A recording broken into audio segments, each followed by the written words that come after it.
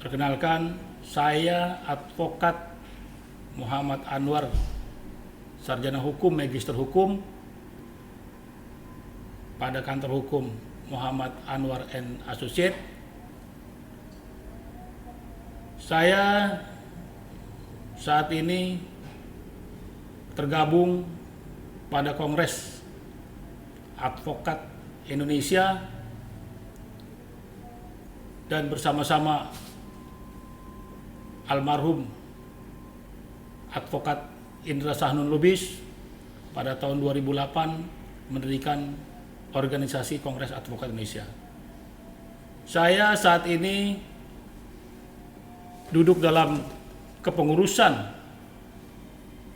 Dewan Pimpinan Daerah KAI Provinsi Banten sebagai Wakil Ketua dan Ikatan Penasihat Hukum Indonesia sebagai Ketua di Provinsi Banten, serta sebagai Wakil Sekretaris Jenderal Kongres Advokat Indonesia di Dewan Pimpinan Pusat. Dalam menjalani profesi ini lebih dari 20 tahun, saya sangat berpengalaman dalam penanganan persoalan-persoalan di corporate, persoalan-persoalan perburuhan, persoalan-persoalan perdata, pidana, dan sengketa-sengketa lainnya. Ikuti terus channel YouTube saya, jangan lupa di like, subscribe, dan share. Dan kepada masyarakat yang ingin melakukan konsultasi, silahkan hubungi kontak yang tertera di layar untuk bisa kita layani. Ya, kali ini saya akan memberikan pemahaman tentang hukum fidusia, di mana ini yang menjadi problem dan juga banyak keinginan tahu masyarakat tentang hukum fidusia. Di Indonesia, hukum fidusia diatur dalam Undang-Undang Nomor 42 Tahun 99 dan memberikan kedudukan yang diutamakan privilege pada penerima fidusia. Dalam implementasinya, sebenarnya jaminan fidusia ini memberi ikatan yang kokoh pada debitur dan kreditur untuk melakukan perannya masing-masing guna mencapai tujuan yang telah disepakati bersama. Sebagai jaminan khusus, fidusia memiliki kemudahan dalam hal eksekusi, yang mana merupakan suatu kelebihan jika dibandingkan dengan jaminan umum. Adapun bentuk kemudahan tersebut adalah adanya hak yang diberikan oleh undang-undang bagi kreditur untuk menjual objek fidusia dengan kekuasaan sendiri. Walaupun kedengarannya mudah, karena kreditur bisa mengeksekusi sendiri, namun pada kenyataannya, pada pelaksanaannya, eksekusi ini tidaklah mudah. Pada praktiknya, seringkali ditemukan adanya masalah-masalah seperti debitur yang tidak mau menyerahkan objek jaminan, adanya penarikan secara paksa oleh kreditur, dan bahkan tak jarang objek sudah beralih penguasaannya kepada pihak ketiga. Secara sederhana, hukum fidusia adalah hak milik secara kepercayaan. Pengertian lengkapnya, hukum fidusia adalah jaminan kebendaan atas benda bergerak seperti benda berwujud maupun tidak berwujud, dan hubungannya dengan hutang piutang antara debitur dan kreditur. Jaminan fidusia diberikan oleh debitur selaku peminjam kepada kreditur untuk menjamin pelunasan hutangnya.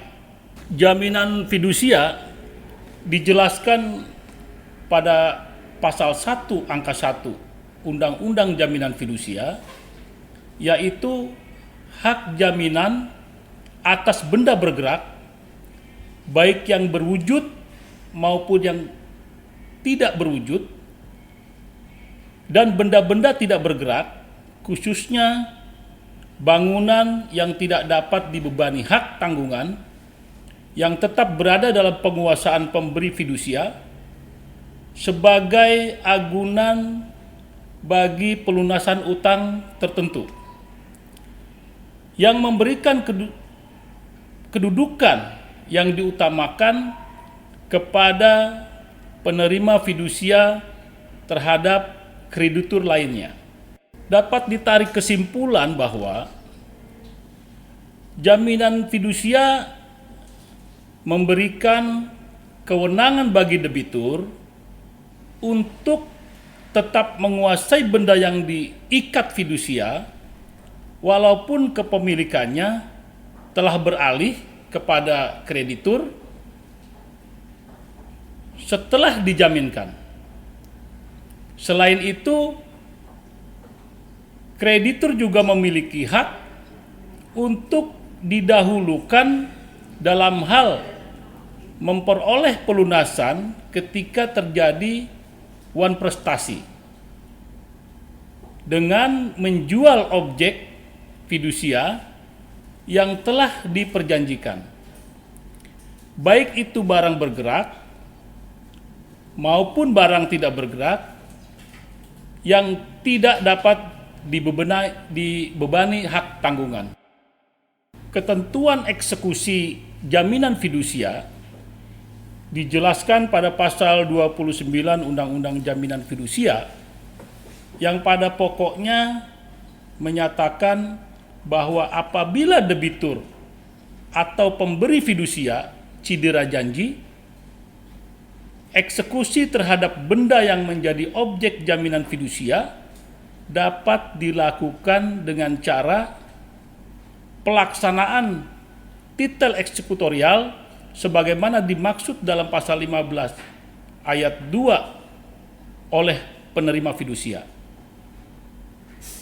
Kemudian penjualan benda yang menjadi objek jaminan fidusia atas kekuasaan penerima fidusia sendiri melalui pelelangan umum serta mengambil pelunasan piutangnya dari hasil penjualan. Penjualan di bawah tangan yang dilakukan berdasarkan kesepakatan pemberi dan penerima fidusia, jika dengan cara demikian dapat diperoleh harga tinggi yang menguntungkan para pihak. Pelaksanaan penjualan dilakukan setelah lewat waktu 1 bulan sejak diberitahukan secara tertulis oleh debitur dan kreditur kepada pihak-pihak yang berkepentingan dan diumumkan sedikitnya dalam 2 surat kabar yang beredar di daerah yang bersangkutan. Dijelaskan pada pasal 15 ayat 2 Undang-Undang Fidusia ditentukan bahwa sertifikat fidusia terdapat kata demi keadilan berdasarkan ketuhanan yang Maha Esa. mempunyai kekuatan eksekutorial yang sama dengan putusan pengadilan yang telah berkekuatan hukum tetap. Atas dasar tersebut, maka kreditur penerima jaminan fidusia mempunyai hak untuk melakukan eksekusi, yaitu menjual benda yang menjadi objek jaminan fidusia atas kekuasaannya sendiri. Ya, penjualan benda oleh kreditur tersebut dapat dilakukan melalui pelelangan umum atau di bawah tangan dengan kesepakatan debitur, namun pelaksanaannya dilakukan setelah lewat 1 bulan sejak diberitahukannya pihak-pihak yang berkepentingan oleh debitur dan kreditur dan diumumkan paling sedikit 2 surat kabar di wilayah tersebut.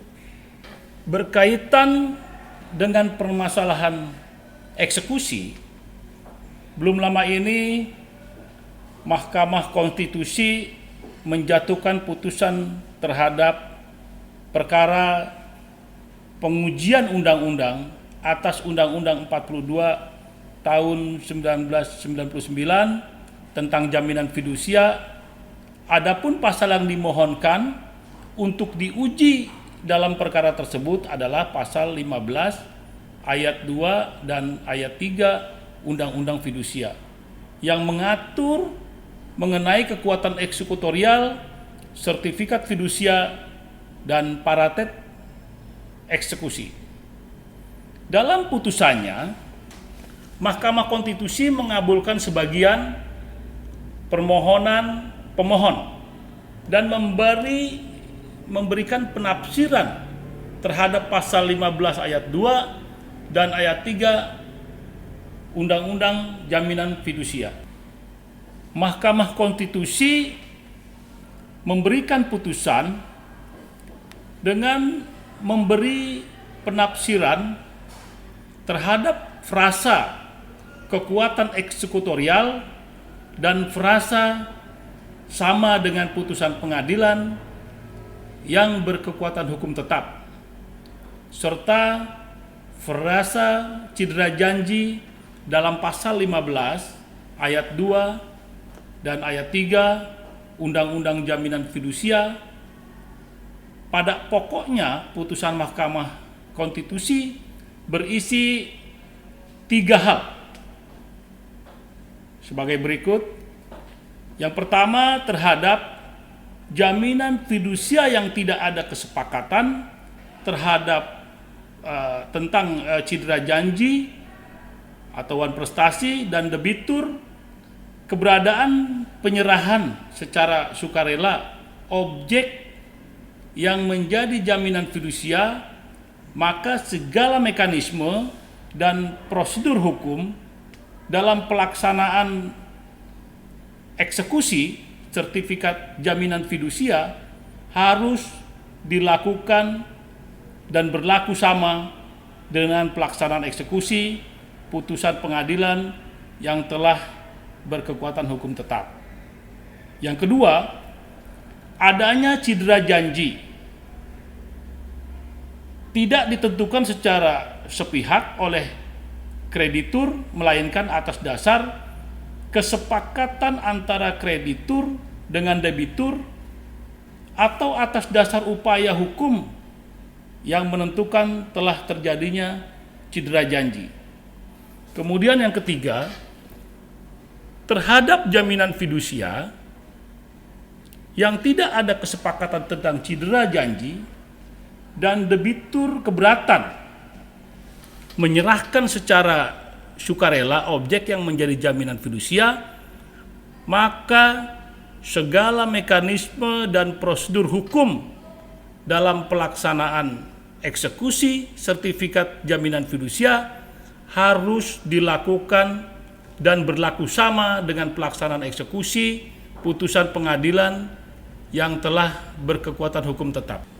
Berdasarkan putusan Mahkamah Konstitusi tersebut, dapat disimpulkan bahwa eksekusi jaminan fidusia dilakukan saat adanya kesepakatan mengenai cedera janji dan kerelaan debitur untuk menyerahkan benda yang menjadi objek fidusia.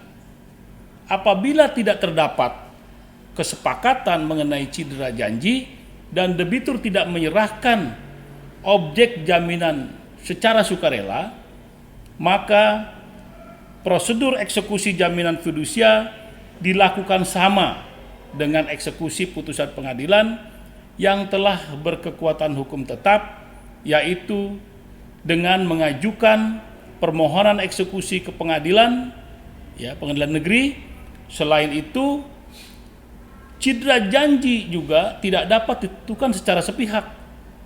Harus ada kesepakatan mengenai cedera janji atau wan prestasi yang ditentukan oleh kedua belah pihak atau atas dasar upaya hukum gugatan yang menyatakan bahwa salah satu pihak telah melakukan wan prestasi. Sehingga dapat disimpulkan dengan adanya putusan Mahkamah Konstitusi, apabila debitur tidak mau menyerahkan barang yang menjadi jaminan fidusia, khususnya yang sekarang ini marak terjadi, debt collector mengambil secara paksa, itu bisa kita lakukan pelaporan secara pidana. Sehingga kreditur apabila tidak harus melakukan gugatan terlebih dahulu ke pengadilan negeri. Jadi saran saya secara hukum kepada debitur untuk tidak menyerahkan secara sukarela, dengan mudah menyerahkan kepada debt collector barang yang menjadi jaminan fidusia. Dan kami selaku advokat dan kantor hukum kami sangat terbuka untuk menjamin hak-hak debitur untuk mempertahankan objek yang menjadi sengketa fidusia. Demikian kilasan hukum saya, mudah-mudahan menjadi pengetahuan dan menambah wawasan kepada halayak ramai. Terima kasih. Billahi taufiq wal hidayah. Wassalamualaikum warahmatullahi wabarakatuh.